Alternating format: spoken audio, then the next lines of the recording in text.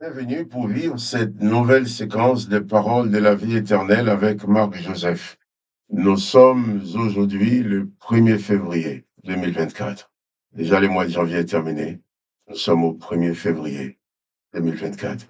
Et c'est encore un jour de grâce que nous avons à vivre avec Jésus-Christ.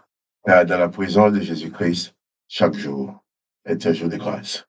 Car Jésus-Christ n'est pas un condamnateur, n'est pas un juge, n'est pas quelqu'un qui va venir dans ta vie pour t'accuser, mais il va venir uniquement pour te sauver.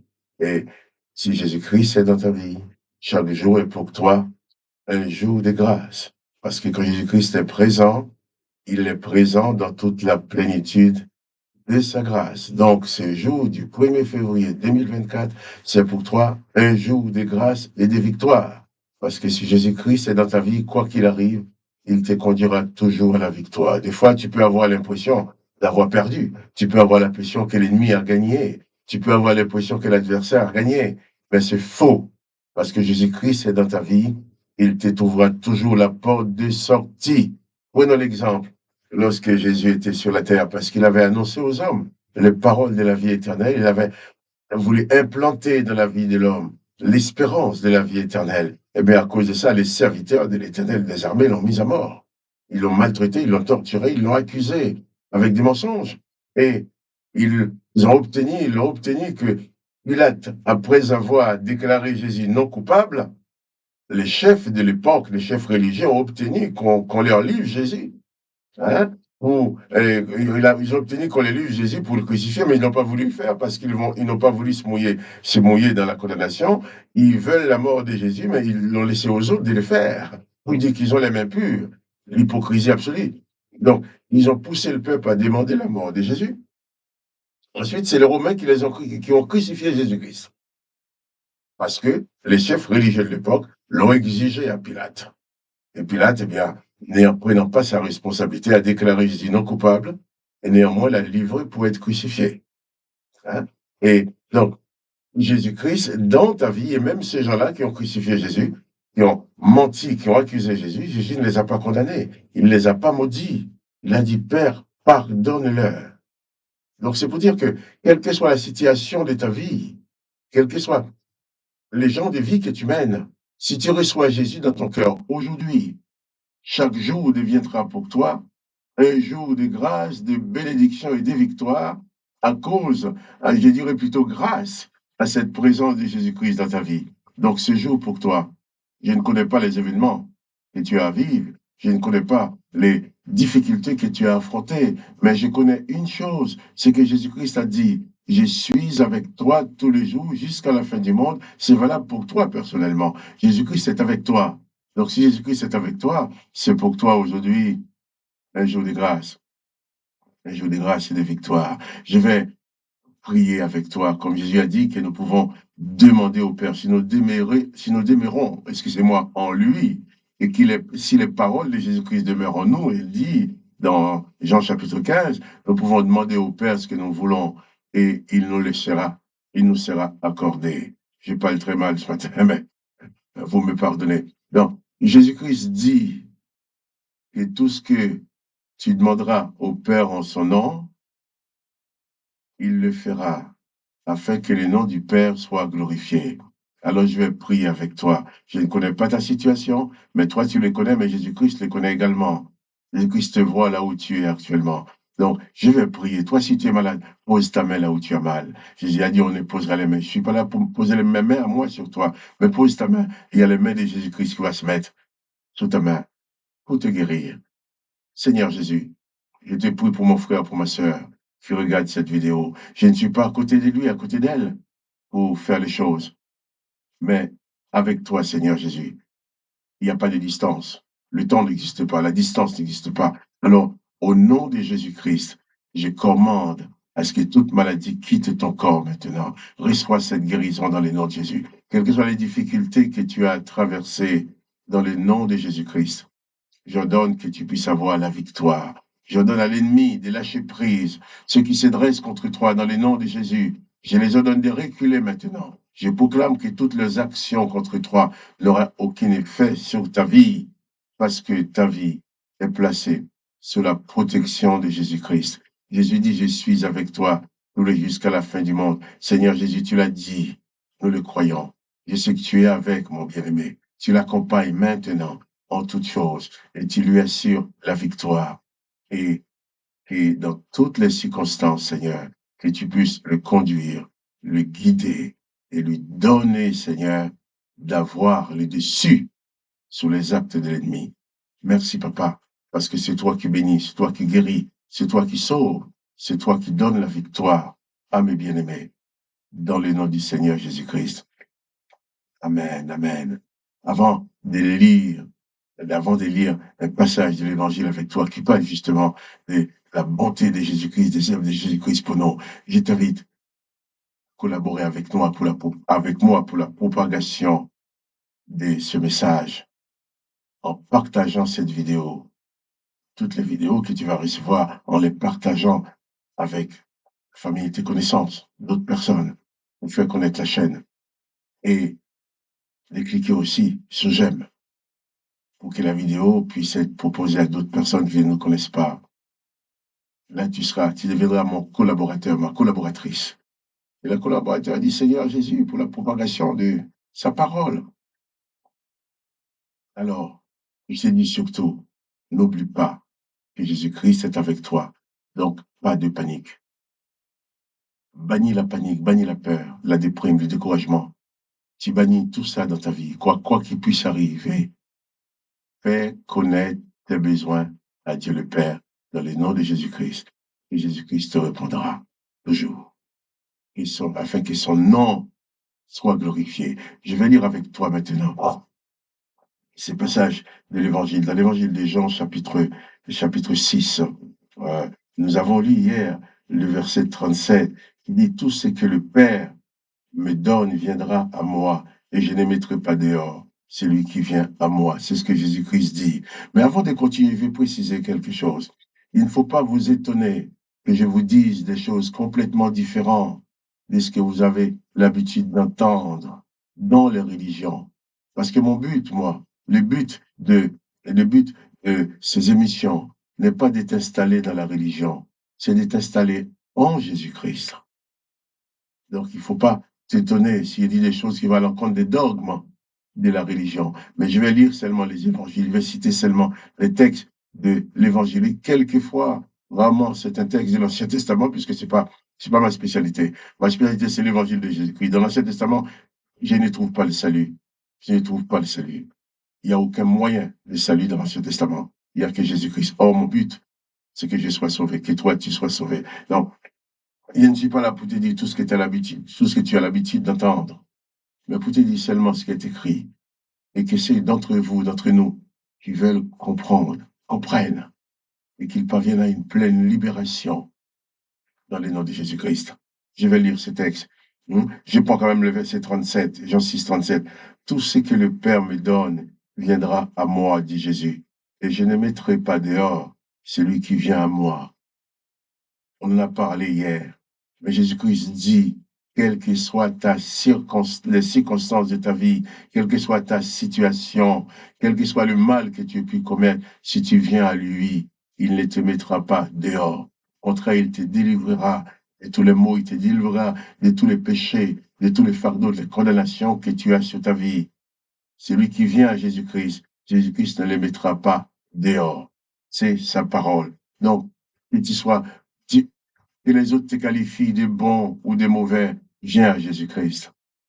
Personne ne peut être ni trop bon, ni trop mauvais pour être sauvé par l'amour et par la grâce de Jésus-Christ. Alors, viens à Jésus-Christ, il va t'accueillir, tu vas être reçu par lui avec bonté et miséricorde. Il ne te condamnera pas, il veut seulement que tu sois sauvé. Tout ce que le Père me donne viendront à moi, et c'est lui qui viendra à moi et je ne mettrai pas dehors. C'est lui qui vient à moi. Et je dis, car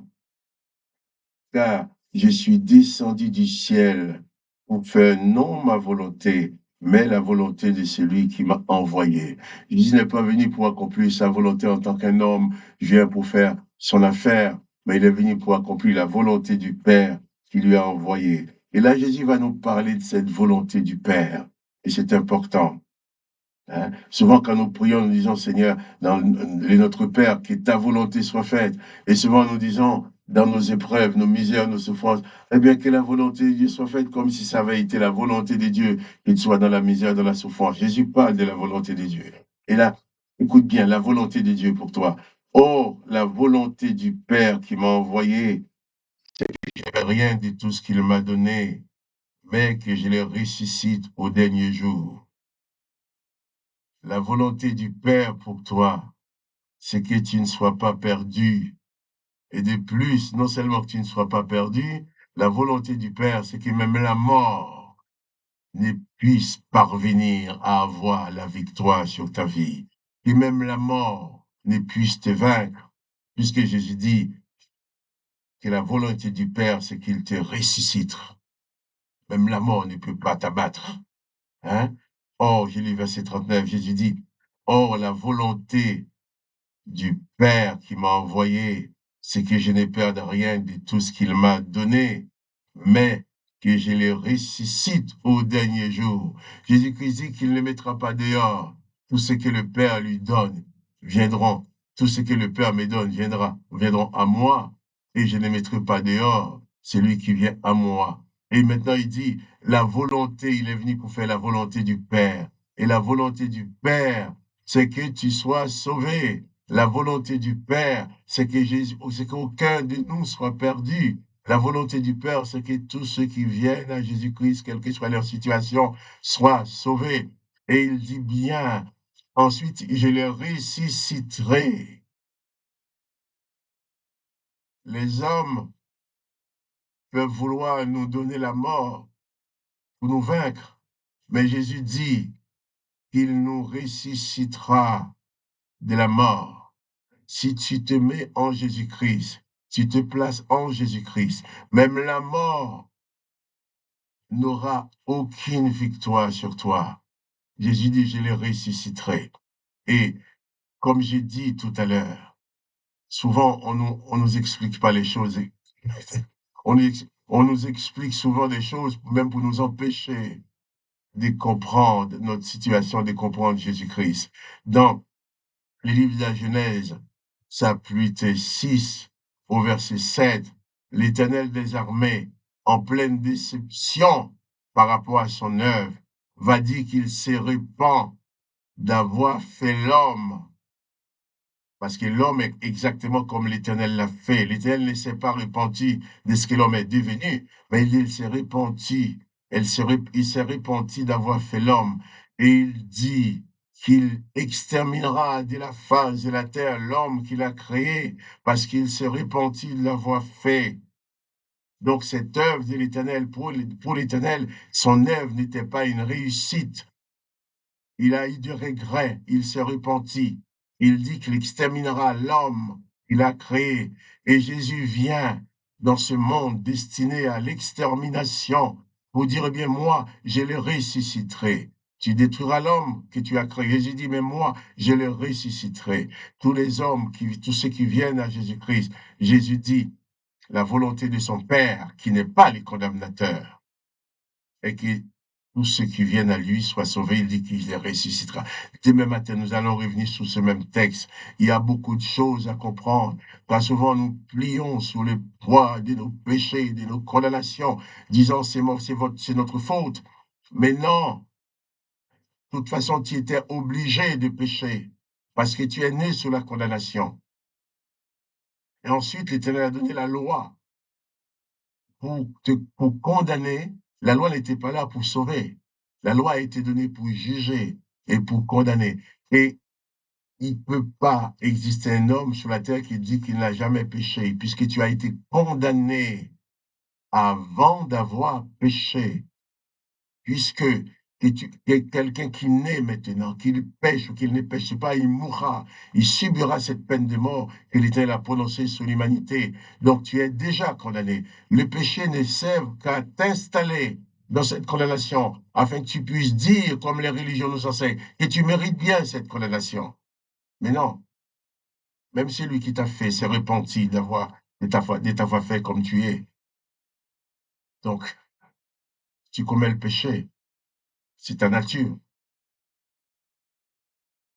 Jésus vient, il te dit maintenant, Jésus vient maintenant, il te dit, la volonté du Père, c'est que tu sois sauvé. Et si Jésus vient dans ta vie, lui seul te donnera la victoire sur le péché, sur la loi, et même sur la condamnation à mort que l'Éternel des armées a placée sur ta vie. J'exterminerai l'homme que j'ai créé, que j'ai créé. Jésus dit, je le ressusciterai. Lorsqu'il y avait l'Éternel des armées dit, empêchons-les de vivre éternellement. J'ai dit, celui qui croit en moi vivra éternellement. Nous sommes sous deux registres complètement différents. Les religions veulent nous dire qu'on peut réunir les deux, c'est pas possible. Tu ne peux pas être condamné et sauvé en même temps. Tu ne peux pas être exclu de la vie éternelle et avoir la vie éternelle en même temps. Si tu veux avoir la vie éternelle, il faut changer de régime. Il faut cesser d'invoquer le nom de l'Éternel des armées sur ta vie pour invoquer le nom du Père. Car Jésus-Christ lui-même n'a jamais invoqué le nom de l'Éternel des armées. Il a toujours invoqué le nom de son Père. Nous ne savons peut-être pas trop pourquoi, mais Jésus sait le pourquoi. Il dit la volonté de mon Père, il n'a pas dit la volonté de l'Éternel. La volonté de l'Éternel, c'est que tu sois exterminé, comme il l'a dit dans Genèse chapitre 6. La volonté de l'Éternel, c'est que la volonté de l'Éternel, c'est que tu sois exclu de la vie éternelle, comme il a dit, empêchons-les de vivre éternellement. Mais la volonté du Père, qui a envoyé Jésus-Christ, c'est que tu vives éternellement. Écoute ce que je dis, cherche à comprendre. Car sous ce passage, chacun a besoin de parvenir à une bonne compréhension afin de pouvoir s'installer en Jésus-Christ. Je reviendrai sur ce texte demain matin. Mais en attendant, il ne faut pas te dire seulement tu es choqué d'entendre ça. Il faut prendre ta Bible, lire les choses de l'Ancien Testament, Genèse, là où l'Éternel a dit empêchons-les de vivre éternellement. Lui aussi, hein, dans Genèse 6, là où il a dit je détruirai l'homme que j'ai créé. Et Jésus vient pour faire le contraire. Alors, confie-toi en Jésus-Christ et n'aie plus peur de la mort. Bannis de ta vie la peur de la mort, la peur de l'enfer, la peur de tout ça. Place ta vie en Jésus-Christ. Sois sauvé. Car la volonté du Père, c'est que tu sois sauvé, malgré les condamnations que l'Éternel désormais a placées sur ta vie. Alors je te dis encore, confie-toi en Jésus-Christ, c'est le seul sauveur. Il n'y a pas d'autre moyen de salut pour toi. Que le nom de Jésus-Christ soit béni. Et toi aussi, tu sois béni. Quant à moi, Marc-Joseph, je te dis encore, confie-toi en Jésus-Christ et bannis la peur dans ta vie, de ta vie, car Jésus-Christ est ton sauveur, ton salut est en lui seul. Il n'y a personne d'autre qui puisse te sauver. Sois béni et à demain.